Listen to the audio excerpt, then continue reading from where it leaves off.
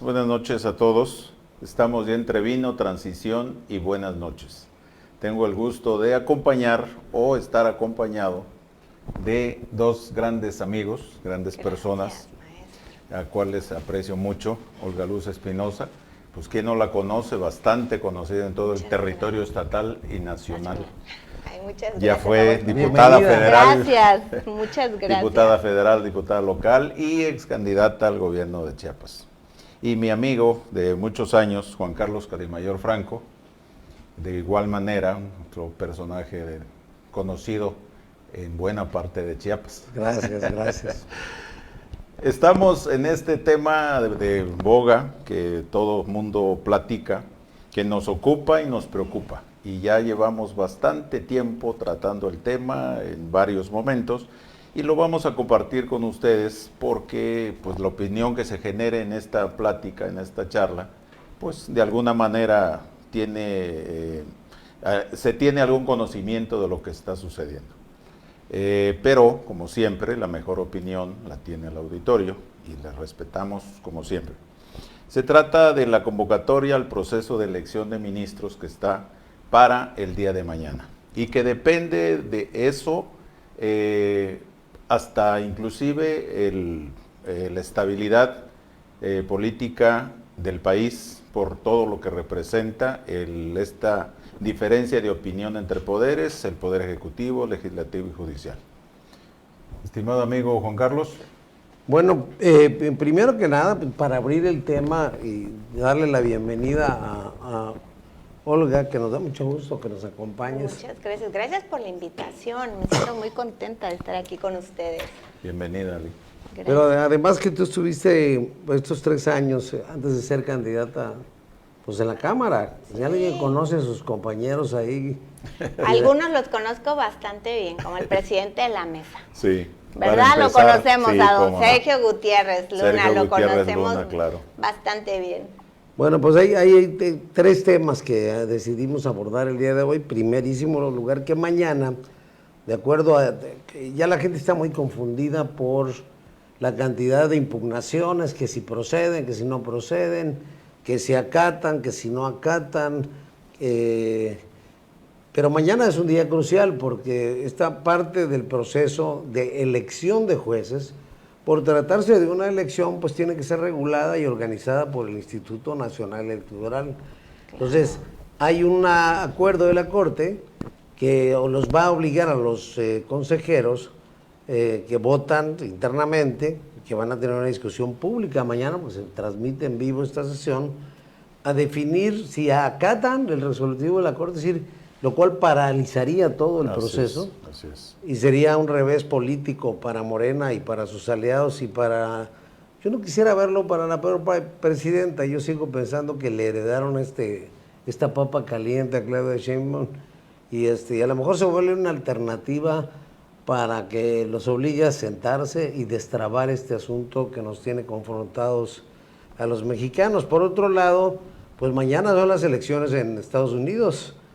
Y sí les preocupa, por ejemplo, a todos nuestros paisanos, que son muchos millones que viven en Estados Unidos, a una buena cantidad de chiapanecos también paisanos, ¿no? Esos que ya se fueron a vivir. Pues el reflejo de ello es cómo se aumentaron las remesas en este último sexenio. Pasaron de 800 millones de dólares a 4,000 millones. Nos convertimos en el cuarto, quinto estado más receptor de remesas. Y que las remesas juegan un papel importante en la economía local porque es dinero circulante. Claro. Dinero que entra a la economía. Pero que también la remesa implica que no hay oportunidades de trabajo en nuestro país. Por supuesto, ¿no? Claro, ¿no? Ya ven que el socialismo funciona tan bien que nadie se quiere ir a Cuba, a Venezuela, a Nicaragua, ni a ningún país. Pero bueno, eso ya son temas de debate que nos vamos a aventar. Y el último tema, si nos da tiempo también, es hablar sobre pues esta catástrofe y la manera mediática, sobre todo, o política, como se abordan por parte de los gobiernos, de las autoridades. ¿Cuál es el papel que debe de jugar un jefe de Estado o el gobierno a la hora de una catástrofe?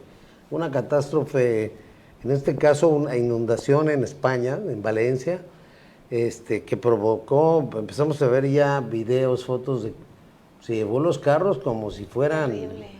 fichas de dominó y hay muertos. Y entonces pasó un poco como lo de Acapulco, ¿no? De que no hubo, digamos, o el sentir que se ve en los medios es que no hubo una atención oportuna por parte de las autoridades y eso provocó que fuera el rey de España, como jefe de Estado, que fuera el jefe del gobierno, Pedro Sánchez, estamos hablando de España, y que hubiera una airada reclamo, ¿no? Por parte del lugar exacto a donde fueron, que les aventaran hasta lodo, ¿no? Y que, bueno, ver al rey ahí esquivando a la reina, a Leticia, Leticia, con Z. Y bueno, hubo dos manejos, ¿no? Desde que lo pusieron así como que sí aguantaron vara y se quedaron y fueron muy humanos y abrazaron a la gente, y otros que tomaron el tema para decir que hubo repudio y que abre una discusión de un tema que a mí me parece interesante, que es discutir la vigencia del modelo monárquico, que obviamente en México por la historia es ampliamente rechazado. Nosotros adoptamos el modelo republicano de división de poderes, hoy en riesgo, pero también tuvimos 3 siglos de virreinato, es decir, estuvimos gobernados por la corona española, y antes nos gobernaba una figura que era el Tlatoani, que también era hereditario. Moctezuma le hereda el poder a Cuitláhuac, Cuitláhuac enferma y se muere muy rápido por la pandemia que había en ese momento, toma el poder Cuauhtémoc y él es al que históricamente recordamos porque le quemaron los pies para sacarle el secreto de dónde había quedado enterrado el tesoro de los aztecas, que era más un mito que una realidad. Entonces, esos son los temas que vamos a abordar el día de hoy. Mi opinión en primer lugar es, bueno, todos los ojos se van a poner mañana sobre el Instituto Nacional Electoral. Y va a ser, porque si podrían caer en desacato también según la Corte. La Corte va a discutir también ya su postura para rechazar o no esta propuesta que hace el ministro González Alcántara, una propuesta intermedia que acepta que se vayan los ministros y que sean elegidos mediante el voto, pero no todos los jueces y magistrados. Como diciendo, si lo que quieren es nuestra cabeza y quieren controlar a la Corte, pues se las damos en bandeja. Y ahora resulta que el haber de retiro, es decir, la pensión que les corresponde, por onerosa que nos parezca, pero que por ley les corresponde, también ya salió Noroña a decir que a ver si se las aceptan o no. Como si los derechos adquiridos estuvieran a discusión. Cuando ellos mismos hicieron la reforma para obligar a los ministros a tomar esta decisión. Claro. De retirarse. Lo que llama la atención ahí es que González Alcántara, igual que Margarita Ríos Farjat, fueron propuestos por el presidente López Obrador. Claro. Bueno, pero que además en las filas de Morena hay 2 ministros que cobran esas erogaciones y esos monumentos tan grandes de que tanto critican, que es doña Olguita Sánchez Cordero y ahora es el ministro Saldívar, que a ellos no se les tocó ni un centavo de las remuneraciones. Sí, han venido cobrando. Porque la reforma no es retroactiva. Claro, pero ahí no critican, porque en ese ir y venir de la autoridad republicana, ellos de mutuo propio deberían de decir, ganamos demasiado ante el pueblo, no puede haber, ¿cómo es la frase? No puede haber pueblo pobre y gobierno rico, pues ellos de mutuo propio deberían de decir, ¿saben qué? Pues sí, necesito ganar el salario mínimo que está en todo el país, así como lo hacen los trabajadores, más en una cuarta transformación, que la base o el principio de ellos es el de primero los pobres, ¿no? Entonces, pero ahí sí la crítica no recae justamente en los dos exministros que tienen. Pero sí recae en los ministros que están ahorita, que van a ser renunciados, pero no con las 3 ministras. Oye, pero en el fondo, ¿no? Querida Olga, está la discusión siempre del tema de los privilegios, de estos sueldos, claro, que obviamente comparados con el salario promedio que ganan los mexicanos, pues es aparentemente, voy a decir yo, desproporcional. O sea, tenemos un extraño país, y ahí hago una defensa yo, porque yo también pensaba lo mismo hace algunos años, que era demasiado lo que ganaban. Pero son muy poquitos como para que mermen al erario público y resuelven asuntos multimillonarios donde se arriesgan la vida. Ya vimos, recuerden que en este sexenio entraron dentro de un fraccionamiento privado a ejecutar a un juez federal. Y entonces donde empiezas a decir, pues tal vez sí tengan derecho a una vida, digamos, holgada, decorosa, porque tienen una alta responsabilidad. Pero yo lo contrasto con este tema. Tenemos un país donde el director de la Selección Nacional de Fútbol gana millones de dólares, ¿no? Claro. Donde un artista, por presentarse en una feria de pueblo, acá en el más rascuache municipio, y perdón por el municipio, por los rascuache, cobran 2 millones de pesos por una noche. Eso es lo que cobra un grupo, una banda norteña, tan en boga ahora. Y no tienen escuelas, y no tienen hospitales, y no tienen... Sí, claro, y dicen, bueno, de muchas cosas. Sale del erario público ese dinero. Sí. Porque son los municipios los que dentro de sus recursos pagan ese tipo de cosas, y entonces la discusión es más amplia, ¿no? ¿No se acuerdan del trienio pasado donde con el erario público se pagaron unas strippers en un día, en un festival del Día del Padre, algo así, ¿no? Claro, sí. Que nada tenía que ver con ganar, mucho menos un stripper cuando cosificas a las mujeres, que la lucha que tanto hemos buscado las mujeres, claro, cosificar a las mujeres. Entonces sí, hay muchas cosas. Fíjate que cuando empieza todos los hombres machos de este país salieron a reclamar porque no habían invitado, ¿no?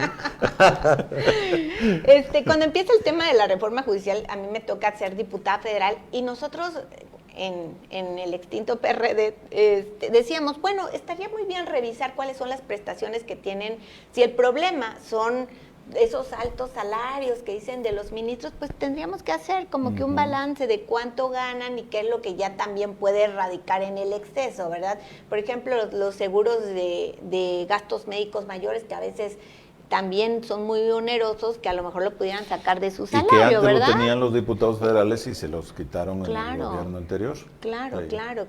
Por ejemplo, no solamente es una posición de la izquierda. El gobierno de Milei en Argentina los ha llamado casta a estos gobiernos de izquierda populistas, y también les ha quitado prestaciones por decreto, al estilo López Obrador, ¿no? Diciendo, no es posible que cuando estamos viviendo una crisis como esta, Argentina ya tiene muchos años en crisis, estén pagándose estos salarios para la casta política, ¿no? Claro. Pero antes de comentar algo más, digamos salud, pues, porque ¿recuerdas que entrevino? Transición. Oye, y buenas noches. Pero también obligadamente le tenemos que preguntar a Olguita qué es lo que nos espera de ella, ¿no? ¿Dónde te vamos a ver? Aquí de comentarista, de panelista, aquí con mi amigo Ahmed. Eso es muy bueno, que te vean, porque la gente se acostumbra a verte y luego se desacostumbra. Y dicen, bueno, ¿dónde se escondió, no? Pero yo creo que es un activo muy valioso para Chiapas. Me encantó tu campaña, fue una campaña con los poquísimos recursos que contaste, bastante valerosa, digna. Me gustó el debate, diste muy bien la batalla, diste 2, 3 tiros de precisión muy bien puestos. 2, 3 jabs muy bien colocados. Aquí el maestro, ¿qué tengo que decir? El maestro Juan Carlos Calimayor, voy a contar el secreto, me mandaba mensajito, oye, este tema está bueno. Aquí, ¿cómo no, verdad? Es que habían temas ineludibles y creo que los abordaste con valentía. Y lo decía porque ahorita que dijo el extinto PRD, pues sí, ¿no? Ahora viene la conformación del Frente A.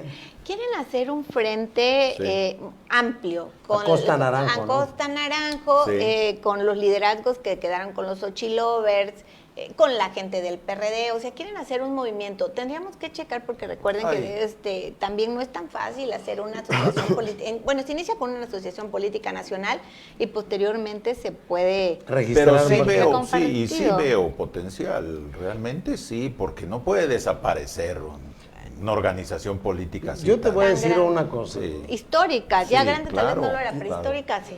Cuando a mí me dicen, no, acostúmbrense porque vamos a gobernar 100 años. A ver, la oposición, en mi opinión, merece lo que le está pasando. O sea, cuando tuvieron al doctor, al exrector Pero tiene que haber una reorganización. El PRI tuvo la posibilidad de elegir al exrector de la UNAM, que era un señor muy honorable. Claro. Y escoge al buen Alito, que ya lo conocemos todos, ¿no? Sí. y que además ya se está perpetuando, pero además ni siquiera Marco Cortés los escuchas hablar y no, en mi opinión, no sé pena, ustedes. Sí, yo también estoy de no acuerdo. No son los estadistas que México claro, necesita, como para que haya alternativas. Así es. Claro, yo estoy de acuerdo. Haciendo un balance después de la elección, también yo coincido con ese comentario. Creo que la oposición pensó que como en las intermedias le había ido medianamente bien, pues la composición de la Cámara daba otros datos, no tenían la mayoría calificada, entonces como que se confiaron y dijeron, bueno, hay un malestar en contra del gobierno de la 4T y se fueron como que lisitos a la elección, sin prepararse, sin generar estructuras, sin generar capacitación para los liderazgos que existen.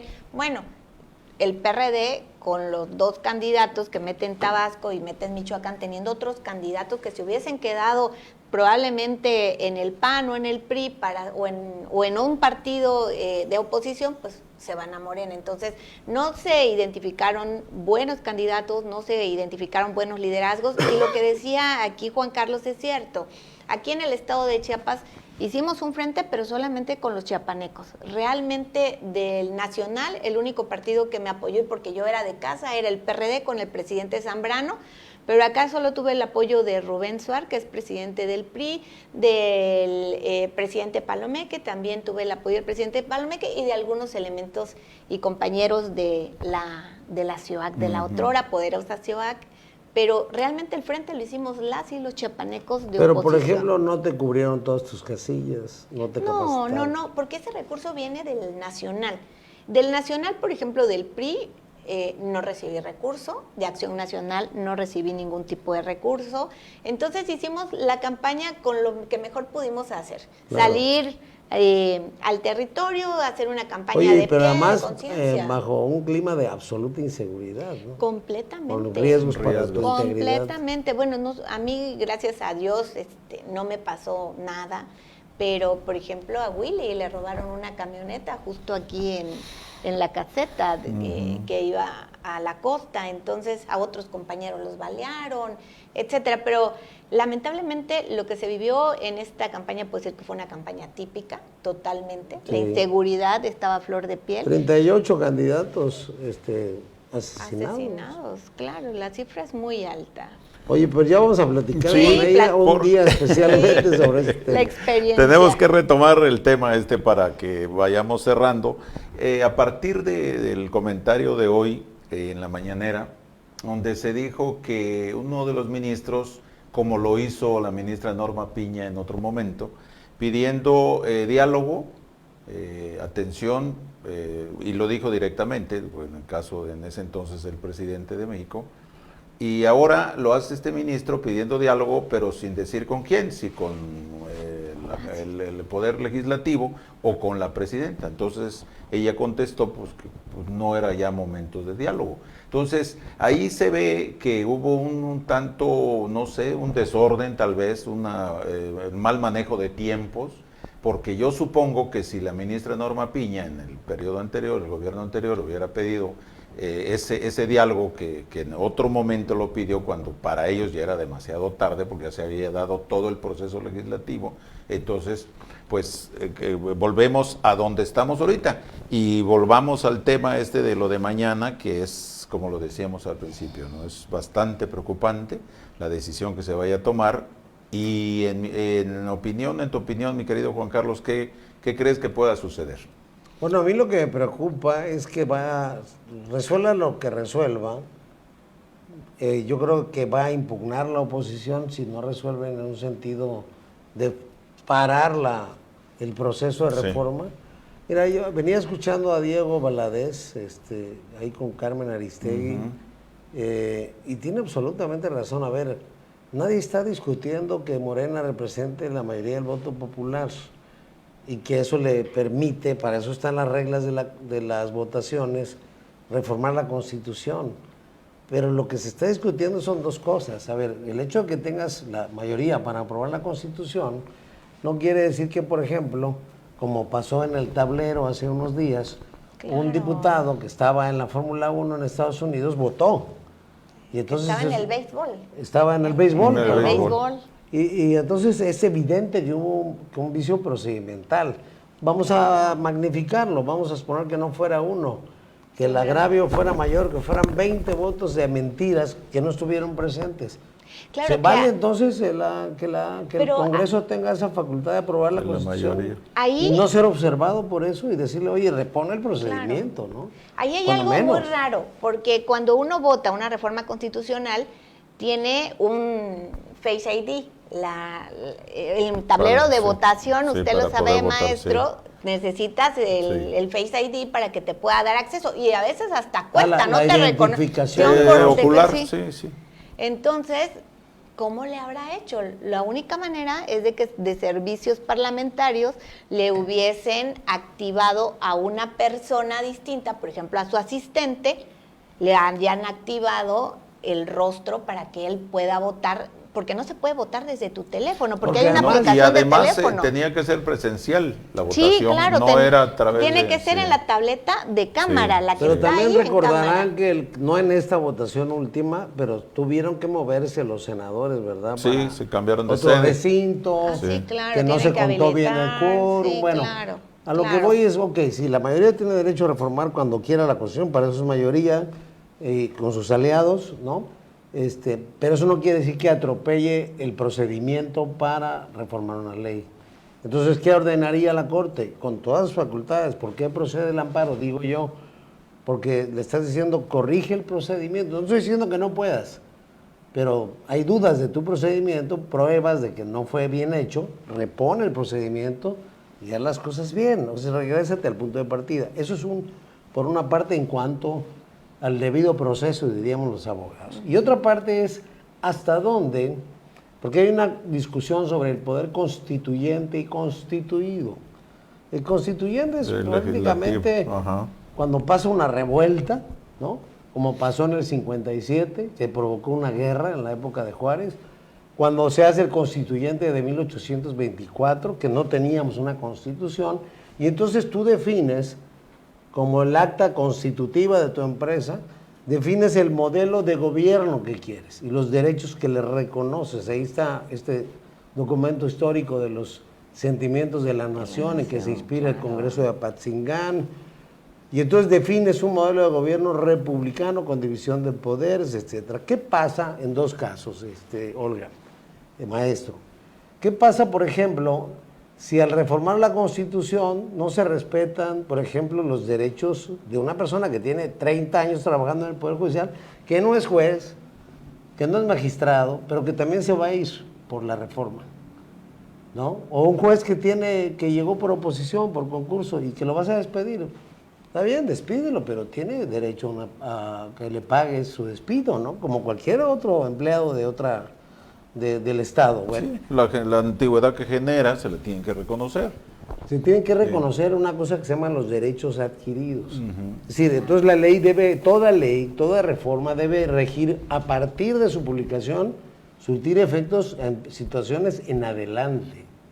Es decir, ahora sí que el nuevo ingreso. Sí. ¿Y qué pasaría, por ejemplo, si contravienes en una reforma constitucional tratados internacionales, la Carta Universal de Derechos Humanos, la Carta Democrática de la OEA, que de acuerdo a la propia Constitución tienen valor al mismo nivel que la Constitución? Claro. Entonces, yo digo, sí tienen derecho, pero no es un derecho arbitrario, no es un derecho omnímodo, intocable. Aunque la ley diga, la de amparo, no la Constitución, que no proceden amparos contra las reformas, no, el Poder Legislativo para eso está, para hacer leyes. No puede estar sujeto a que todas sus reformas constitucionales se las autorice o no el Por eso otro hay un poder. equilibrio también de poderes. Ese es exactamente el equilibrio, que el órgano vigilante, especializado del derecho te diga, hiciste tus cosas bien. No es de que te guste o no, tienes todo el derecho de hacerlo, punto. Bien, entonces tenemos que pasar al otro tema, estimados amigos, de lo que tenemos en puerta para el día de mañana. También. Que veo algo muy preocupante, que son las declaraciones, aparte de las que decías, mi querido licenciado Juan Carlos Calimayor, en relación a lo que ha dicho Donald Trump. Dada la circunstancia que están en este momento empatados, técnicamente empatados, el no reconocer el resultado, porque eso lo dijo ayer. También es una hipótesis.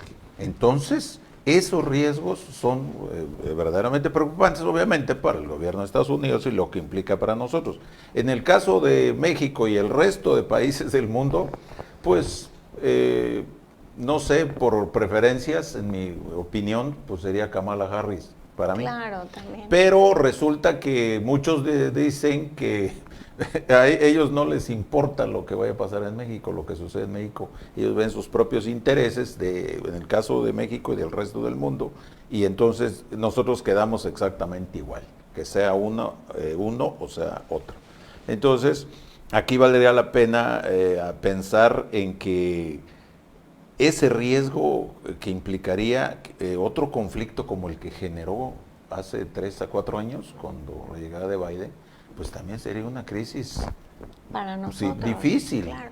Bueno, en lo particular a mí me encantaría que fuese Kamala Harris, ¿verdad? Empato muy bien con su discurso. ¿Pero por sororidad o...? Me encanta su discurso. ¿O me por encanta empatía con sí, los demócratas?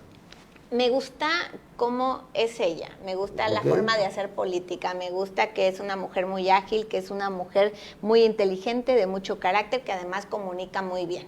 Eso es lo que realmente me gusta de Kamala Harris. Se ve segura. Se ve segura. Sí. Y yo creo que ya es momento también que en Estados Unidos pueda tener su un presidente serio. Sí, claro. Y bueno, esa es una parte. Y la otra parte, yo hace ya algunos meses lo platicaba, que en el caso de que ganara Donald Trump, nosotros en el estado de Chiapas podríamos ver si le pudiésemos sacar partido. Bueno, pudiésemos en general, a lo mejor hasta con un planteamiento para el gobierno de la nueva era, porque Donald Trump lo que tiene es que cierra mucho las fronteras a las empresas. Y Chiapas podría tener una oportunidad para la geolocalización de las empresas, buscar cómo traer esas inversiones extranjeras que no van a poder entrar a Estados Unidos, como las empresas chinas y las empresas coreanas, que Donald Trump definitivamente no las quiere, y poder atraer esa inversión, poderles rentar espacio, terreno, para que ellos se pudieran colocar acá, porque además tenemos mano de obra calificada que no es cara. Es una mano de obra que tenemos los chavos de la media superior, que son fantásticos acá en el estado de Chiapas. ¿Cuántas universidades no están sacando egresados? Pero también podríamos tocar el tema de la migración, porque podríamos también tener mano de obra barata calificada utilizando la migración. ¿Qué se necesitaría? Pero no barata, llamémosla competitiva. Competitiva, bueno, competitiva, me gusta el término. Sí, porque pagan mejor, a ver, las empresas norteamericanas pagan mejor que el promedio. Me refiero barata para ellos. Para ellos. Para ellos. A ver, no refiero para nosotros porque si vemos el tipo de cambio, pues no estamos casi a 21. Por ejemplo, un trabajador, un paréntesis, promedio de ensambladoras en México gana 30,000 pesos, más que un maestro. Claro. Entonces podría ser hasta un foco de oportunidad.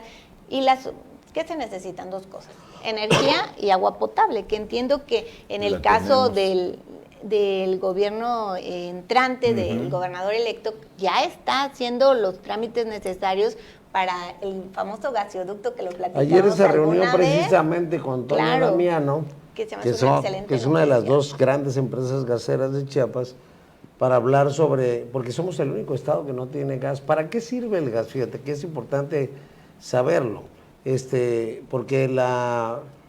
Porque el gas doméstico, pues obviamente es lo que más se lleva a la industria, le sirve como fuente de energía. Y más barata. Es decir, para procesos de combustión que implican. Hoy en la Cámara de Diputados, en la instalación de la Comisión de Energía, hicieron referencia precisamente a una petición que hizo, no tengo el dato exacto, lo reconozco, que hizo el gobernador electo, Eduardo Ramírez, a la comisión, y que hoy se instaló, y la presidenta lo Oye, pero refirió. Entonces, ¿tú ves un área de oportunidad? Podría ser un área de oportunidad. ¿Para qué? Pero para esta idea que tiene Eduardo de que la instalación de empresa acá sea un freno para que la gente siga subiendo hacia el norte y hacia Estados Unidos. Para mejorar sobre todo la economía de lo que tenemos la frontera sur, todo lo que es la zona costa, la istmocosta, el corredor industrial que se pretende en el Soconusco. Claro, podría ser un foco de oportunidad si lo vemos desde el punto de vista Por supuesto, estoy de acuerdo contigo, nada más que haría que lo dijeras tú. Sí, yo creo que es un poco de oportunidad completamente. Y que veo la noticia del gasoducto se me hizo fantástico porque a veces preguntamos, ¿cómo Yucatán? Porque parece que el sureste, decimos, está condenado a la pobreza. Va uno a Yucatán y tú que vas seguido allá es otro panorama. Parece el Miami mexicano. Pero ¿cuántos gasoductos tiene ya Yucatán? ¿3? Está produciendo energía eléctrica a partir del proceso de combustión con gas. Tiene 3 gasoductos. ¿Y cómo le ha hecho para tener 3 gasoductos? Es porque han realizado la gestión que se tiene que realizar y han tenido planes de gobierno transeccionales. Chiapas llegó a ser el segundo productor de gas a nivel nacional.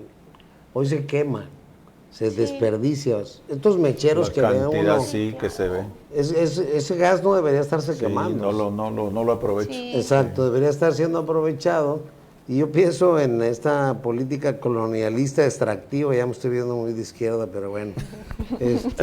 Su corazón Qué bueno. Que hablaba, por ejemplo, de llevar agua desde Chiapas a Nuevo León, por ejemplo, a través de acueductos. Del acueducto, claro. O sea, vamos a terminar siendo, en vez de que se vengan las empresas acá, se van a llevar nuestra agua, se van a llevar nuestro gas. Y allá van a florecer y aquí no va a pasar nada, como siempre. Yo veo 3 temas muy, muy delicados si gana Donald Trump. Aunque en el fondo a veces pienso que podría ser un mal necesario. Sobre todo, he dicho ahí que gane Trump, ¿no? Y no es agradable. No creo que haya ningún mexicano que se atreva a decir que le va a Trump. Pero esta posición respecto de la delincuencia para presión, hoy hizo todavía una declaración diciendo, o sea, en pocas palabras, si ustedes no van por los delincuentes, vamos nosotros. Sí.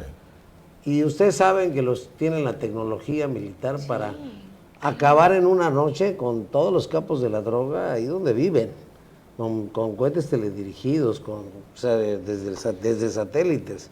Y no le van a dar ninguna explicación a México en relación a la detención que hicieron. Mira, ninguna. Bueno, ahí está lo del Mayo Zambada, ¿no? Que al presidente le movió el tapiz, le movió digamos, una especie de acuerdo al estilo García Luna, aunque no les guste que lo digan, donde las cosas están en paz, en relativa paz, pero es que ya no hay paz.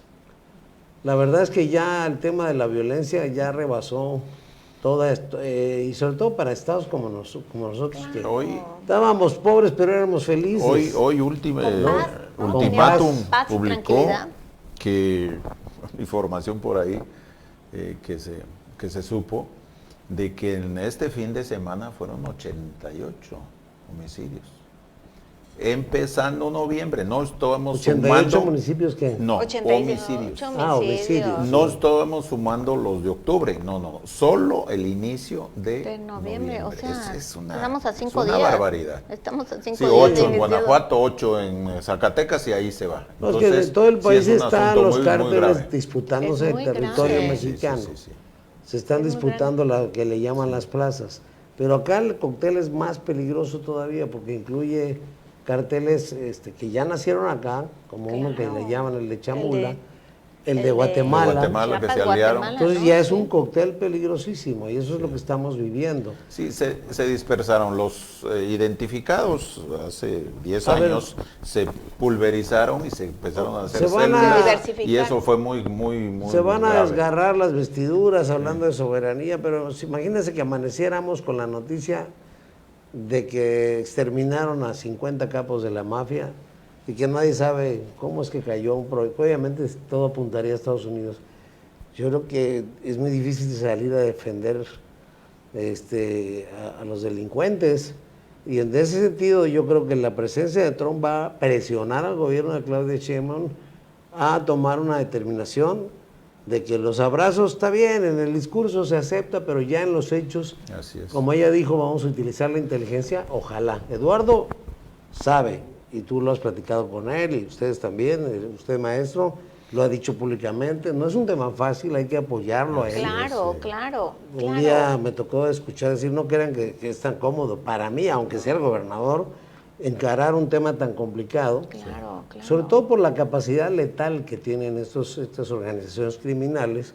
Entonces, sí, presionar a México a que ponga un poco de más mano dura contra la delincuencia organizada. El otro tema es el migratorio, donde ya amenazó con subir aranceles. Sí. Y, ¿se acuerdan que el anuncio que iban a venir 27,000 militares a la frontera? Que nunca los vimos. Sí. Pero pues el presidente le mandó unas fotos ahí. Pero mientras tanto te pone en alerta. Yo creo que van a endurecer, van a querer que la frontera sur sea de nuevo un muro de contención primario para ellos y que los que pasen, pues como ya se acordó, se queden en México. Pero allá no van a pasar, ¿eh? Veo que muchas amenazas de Donald Trump, tomando en cuenta lo que ya hizo en otro momento, van en función a que cómo quiere presionar para lograr algo. En este caso fue con el tema de la negociación. Es que como del es tiburón, como es empresario, claro, su estilo, por ahí se va. Él es un comerciante, negociante. Es un jugador de póker. Sí. Claro, pero además agresivo, ¿no? O sea, un jugador agresivo, no está a la defensiva. Sí. Imagínate, va a ver parecía que le iba a tirar una bomba nuclear a Corea del Norte y termina abrazado con su líder, que es un dictador terrible. ¿Y bajo qué condiciones? Quién sabe, porque eso nunca lo dicen. Bueno, en fin. Bueno, y hay un tema adicional, que es ahí donde nosotros, los chapanecos, podríamos, como bien dice Olga desde el principio, incursionar, que es cómo sacar provecho, como lo dijiste muy claramente, de esta reorientación de la política económica para que el sur salga de una vez del atraso. Sí. Que mejore sus índices, sus ingresos. Que existe inversión, pues. Claro. Y está lo de la famosa relocalización, o nearshoring le llaman en términos anglosajones, que no es otra cosa más que se están desplazando las fábricas que antes producían en China y en países asiáticos, porque les queda más cerca a México, porque ya se encareció la mano de obra en China. Ya se volvió más competitiva, para no decir barata, la mano de obra. Y ahí la pregunta es si, por ejemplo, con el programa de estímulos de exención de ISR, de IVA que está planteando Eduardo, que lo está anunciando para la costa, para Chiapas, para Tapachula, yo diría que para todo el estado podría ser, ¿por qué no? Es muy poco lo que contribuimos, es casi nada, a lo federal. Es el problema. Entonces, puede ser un área de oportunidad.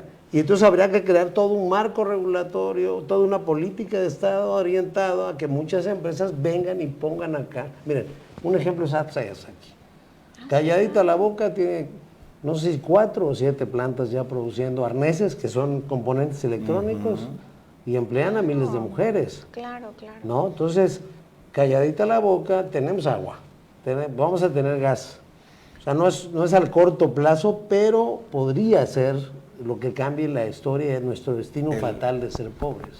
Y el tema histórico de Chiapas, ¿por qué no hacen una carretera en las características que conocemos en el resto del país? Porque no genera esa carretera nada.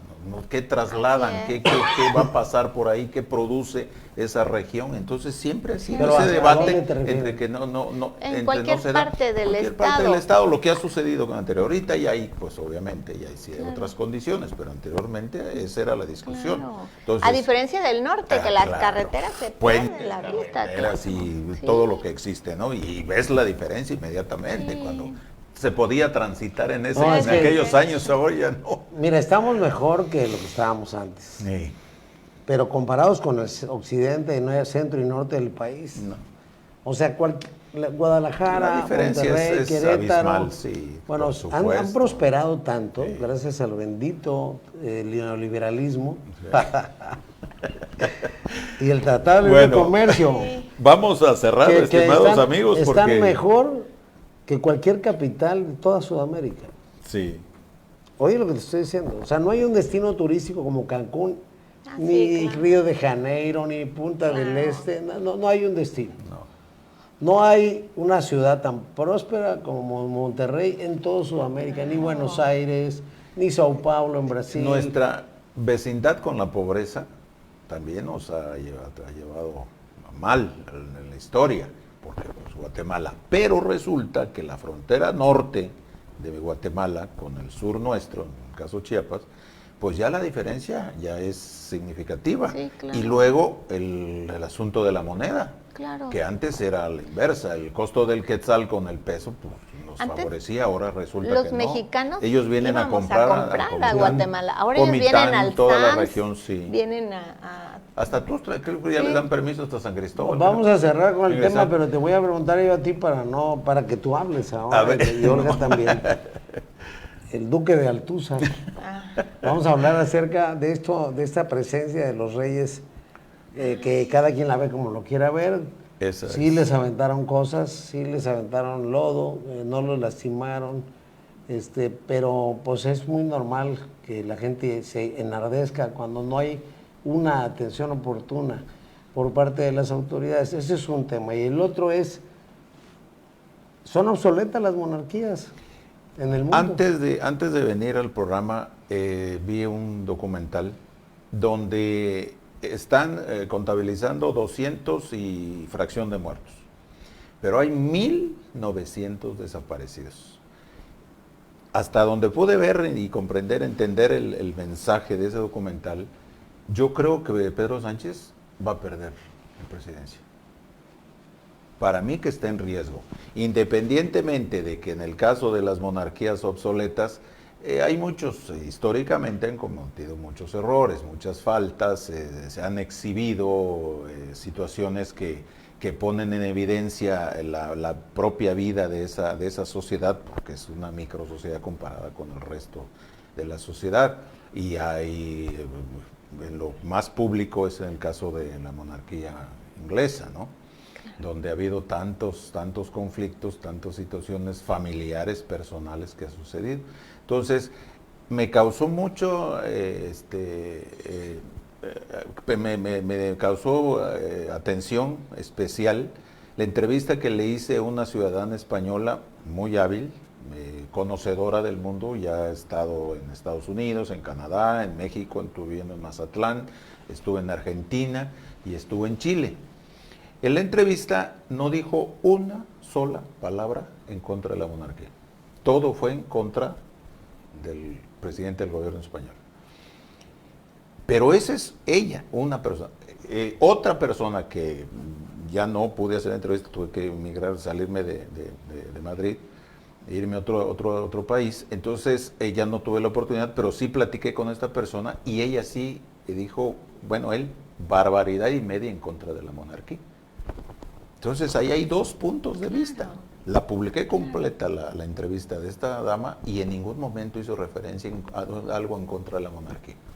Pedro Sánchez es el responsable de toda la desgracia en España, de la migración que están llegando los marroquíes, sí, de una forma de terrible. Ya se posesionaron de muchas cosas, claro. Se ha incrementado la delincuencia, las violaciones, etcétera, etcétera, de ciudadanos españoles. El tema españoles. Inmobiliario es terrible allá con el tema. Entonces, de los ocupas, ese es el España. escenario que se ve y te digo, está en riesgo por lo que sucedió en Valencia. Va a haber elecciones, creo, el próximo año parlamentarias. Yo creo que no va a llegar porque ya ves que lo determina es importante, Congreso. Exacto, es importante señalar que allá no se elige directamente al jefe del gobierno, el presidente, sino que la mayoría parlamentaria, que su líder es el que se vuelve el jefe del gobierno. Sí. Pero él, como no tuvo la mayoría, el PSOE, el Partido Socialista Obrero Español, hizo un acuerdo con fuerzas regionales del País Vasco, de Cataluña. Sí, que son que los apoyan. Sí, a cambio de ofrecerles la posibilidad de hacer un referéndum para su independencia. Algo así como Morena y sus aliados, ¿no? Muy parecido. Tuvo que pactar con Dios y con el diablo para poder tener mayoría y ser jefe de gobierno. ¿Con qué quieres que cerremos, mi estimado amigo? Ya. Con el comentario de Olguita. Primero agradecerte, es un privilegio y si nos permites, y con la venia de nuestro director acá de Ultimátum, creo que es bien importante seguir escuchándote. Eres un activo muy valioso de Chiapas, eso lo tuvimos oportunidad de observar. Yo ya te venía siguiendo, ya lo sabes, porque te lo comentaba. Bueno, yo te dije un día, ¿dónde estabas, Olguita? Porque se aventó unos discursos muy buenos en la tribuna, muy valientes, ¿no? Sí, claro. Pero ya en la campaña, te digo, el debate estuvo muy bien tu participación, los programas en los que tuvimos oportunidad de platicar, pues demostraste que eres una mujer que no está ahí por la cuota nada más, sino porque tienes la experiencia y los conocimientos. Muchas gracias, mi querido amigo Juan Carlos Calemayor, gracias, maestro Pepe, gracias a la familia Ultimátum, a su directora Met, que siempre tienen el favor de invitarme a este programa. Yo siento que Ultimátum es mi casa. Muchas gracias por compartir estos momentos en este programa, que es muy interesante, sobre todo porque es una crítica de los momentos o un análisis de los momentos que vive nuestro país día a día y que han sido muy álgidos. Todos estos días han estado pasando, todos los días hay algo nuevo. Todos los días ve uno las noticias y hay algo nuevo, la elección de los magistrados, la reforma energética, la reforma del Poder Judicial, y es muy interesante que las personas estén informadas de lo que está pasando en el país para que puedan tener diferentes opciones y crear un criterio propio. Yo les agradezco y espero que no sea la primera vez que me invitan aquí a tomar el vinito en la transición, y buenas noches, ¿no? Pues ojalá sea ya, ojalá que Eduardo te considere. Yo pienso que muchas gracias. Tienes una buena amistad, nunca la negaste, lo dijiste claramente. Bueno, cuando vives en el mismo pueblo sucede, ¿no? Y los que estamos en política siempre nos conocemos, claro. Pero además creo que lo que decían es muy cierto. El gobernador electo, en esta construcción de la paz que todas y todos estamos pidiendo, no lo va a poder hacer solo. Va a necesitar de usted que nos está viendo, de nosotros los que estamos aquí, porque la paz la vamos a construir todas y todos, desde el momento en que educamos a nuestras hijas e hijos en casa, desde el momento que le revisamos la mochila para ver qué es lo que lleva a la escuela. Es un pequeñito detalle que está favoreciendo para la construcción de la paz que tanto necesitamos. No podemos dejar solamente a un gobierno que resuelva todos los problemas de un estado. Pero ojalá te veamos ahí. Pues si me invita voy a estar muy agradecida y echarle las ganas completas. Pues entonces, estimados amigos, esperamos que haya generado alguna opinión lo que tratamos en este programa. Les agradecemos mucho su atención y nos vemos en la próxima Entre Vino, Transición y Buenas noches. Gracias. Antes de que remate el maestro Ortúzar, agradecerte, maestro. Sí, maestro, muchas gracias. Que aunque no lo crean, somos diametralmente, entre comillas, opuestos ideológicamente, pero no. Como se podrán dar cuenta, siempre que, además lo aprecio y lo respeto mucho. Yo también. Yo soy un convencido de que el diálogo, sobre todo, ¿para qué platicas con alguien que piensa lo mismo que tú? Digo, claro, está interesante, van a coincidir, se van a sentir cómodos, pero no vas a aprender. Cuando debates con alguien inteligente que tiene otras ideas sobre el mismo tema, vas a descubrir cosas que a lo mejor tú mismo no habías descubierto, y ese es el valor. Ese es el valor. Ese es el valor. Pero ¿saben qué? Aquí con el maestro Pepe Altúzar, es un hombre muy respetuoso, que además hace el contraste de las ideas de manera respetuosa, que en este momento que también vivimos en la política, a veces es muy complicado encontrar un debate de altura, pero con respeto, porque después se pierde en ese contraste de ideas, ¿no? Nos apasionamos y hay personas que realmente no tienen ese tacto ni ese respeto en el debate. Yo siempre lo he valorado. Aprender a escuchar es muy bueno. Pues gracias. Ahora sí, estimados amigos. Gracias. Buenas noches. Gracias.